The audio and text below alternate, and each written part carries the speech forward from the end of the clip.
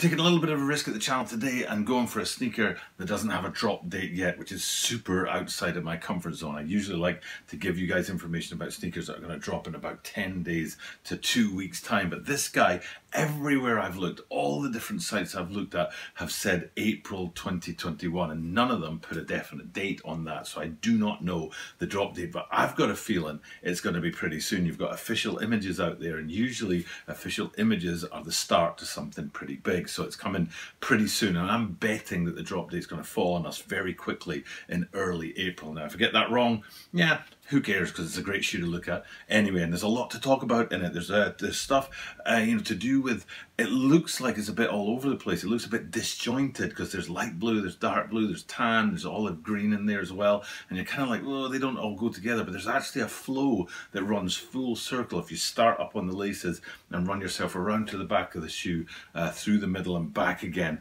you come full circle and you see the full flow of the shoe now all connecting together. And while you're doing that, you get to see some really big hits on these that are kind of unusual for a dunk low. So it's great to be able to do that and talk about this shoe and look at all the features on it. So without further ado, let's get into this and have a look at the probably upcoming release of the Nike SB Dunk Low Pro Celadon.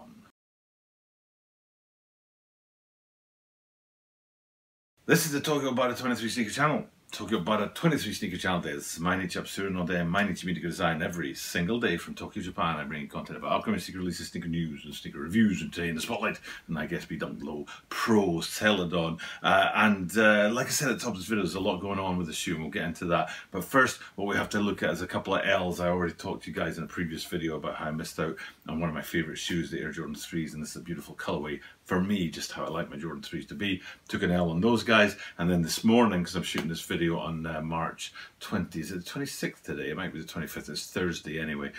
Thursday morning today, the Jordan 1 patinas, 9 o'clock, hitting the button, zip. And I've told you guys before that I like to go for retail. I don't really like to go for, you know, the resale market, places like StockX and stuff like that. Never bought nor sold on places like those, although I'm thinking about selling my extra pair of Jordan 4 Bread 4s on StockX, but that's a whole different story. But taking a couple of L's, very sad not to get those shoes. They're supposed to be birthday presents for me this year as well, so I'll find something else to, you know, pull the trigger on, and maybe, just maybe, it could be these Celadons. So you know, things are interesting at the channel right now. Trying to get in there and get shoes in hand a lot more often, but you've got to get those W's to be able to do that. So until one of the Tokyo sneaker stores ties it up with us and starts sending me shoes for free soon, we hope, then I'll just have to get some more W's on the board. So enough about that though. Let's get into this shoe. And I was talking about how there's this sort of thread that runs through it, talking about some special hits on it, and unique elements of the shoe. So the first thing I'm going to do is I'm going to take you to the place that really drew me in,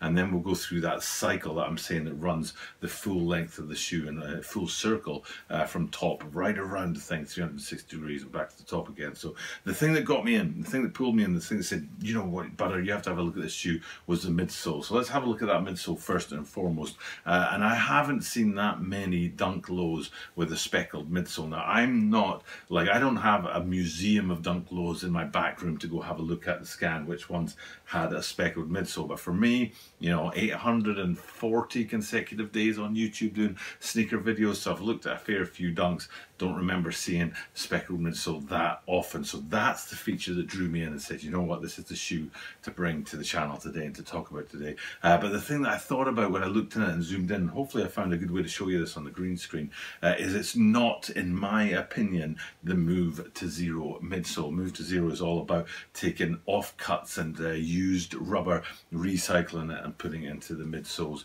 and outsoles on new shoes. A friend of mine at work, a co-worker of mine, has a pair of Air Force Ones exactly like that, and the midsole has got a lot of sort of chunky bits of rubber embedded in it, and you can tell they're offcuts and recycled rubber. But if you look at this right here, you can see, looking at the speckle on there, it's nothing to do with the content inside the rubber, it's to do with the surface and little dots of liquid that have been sort of splattered onto that midsole and left behind a little bit of residue. So in my opinion, I don't think this has anything to do with the move to zero that's going on at Nike to try and get more recycled elements into shoes and reduce that carbon footprint. But it is a speckled midsole, and it is very, very cool. And since we're there, we'll go to the outsole just now and have a quick look at that before going into that big loop that I'm talking about on the top half of the shoe. Outsole very clean, very black, and right in the middle of it a light blue panel. And that light blue colour that's there will come into effect as we do that loop 360 degrees around the whole shoe. So let's get into that,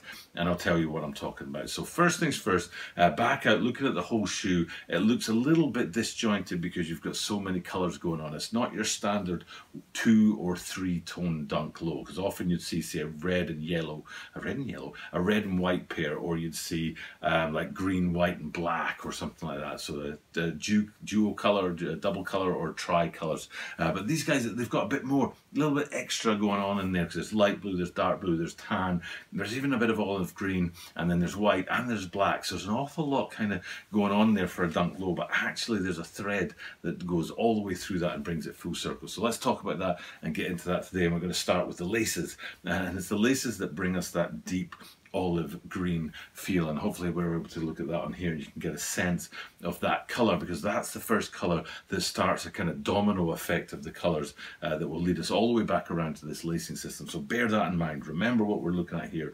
Keep your eyes on that colour, that deep olive green, and then we'll move back from that. We're seeing a transition through the top half of the shoe that kind of matches that olive green, and especially what I'm talking about is down on the insoles, on that beautiful blue that's in there. It's a very luxurious blue insole, but the branding on there is still in that kind of olive green tan sort of vein, and then you get to the back of these guys and onto the heel, and you can see that it's a tan heel branding panel, but the actual branding, the Nike writing, the stitching in there seems to have a little hint to that olive green of the laces that we've already had, and that's quite unusual in itself. Not impossible, it's not like never happens, but it's quite unusual to see that the Nike branding on the back of Dunks matches the branding panel for colour that they're in. But that's our first sort of transition of colours on the shoe, starting on that deep olive green laces and working our way back through the insole branding and the heel branding. But then we're on that heel branding, and that takes us down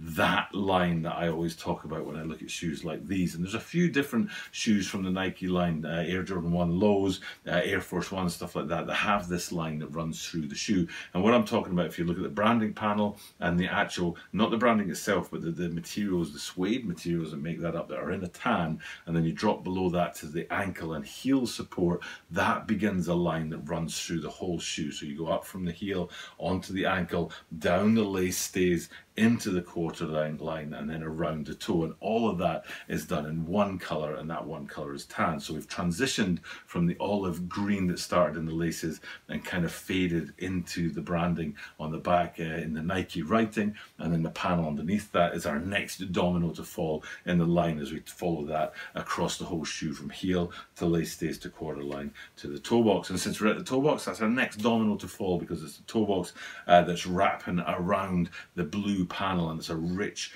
deep blue, very luxurious and very high quality in that toe box panel on there. So if you stick on that and then travel back from that, you get to the midfoot and the ankle in that deep blue as well. So it's kind of like, you know, a knock-on effect from this part to that part to this part. And now we're running through the shoe from the lateral side and seeing the midfoot and then the highest part of the ankle in that beautiful luxurious blue. And on top of the midfoot that's in that deep blue is that light blue swoosh. And we've got a lot of luxurious materials going on across this shoe, a lot of suede, a lot of quality, a lot of softness that's coming out in these beautiful deep colours. But now we're into a lighter colour with the light blue swoosh on the side of these guys, and then that takes us all the way back to the top where we started the video, and we into the lacing system again. But this time what we're taking a look at is the branding at the top of the tongues, and you can see the blue tongue is finished off with that light blue colour in the branding at the top there that says Nike SB Dunk Low Pro, and that matches the colour of the swooshes on the side. So it's a real kind of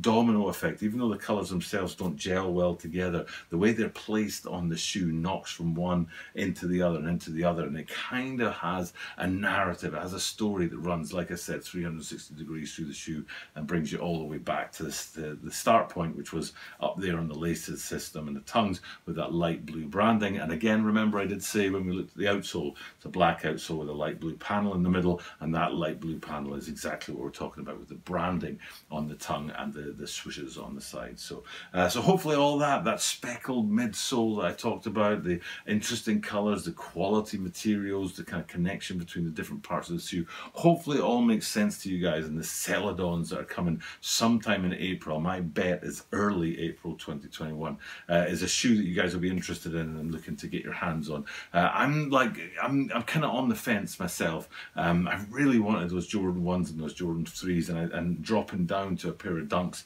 isn't going to satisfy me to make up for that. So I think I might hold off and see what else is out there, but I definitely want to get myself my hands on a pair of nice shoes fairly soon so I can put those guys in hand for you guys at home.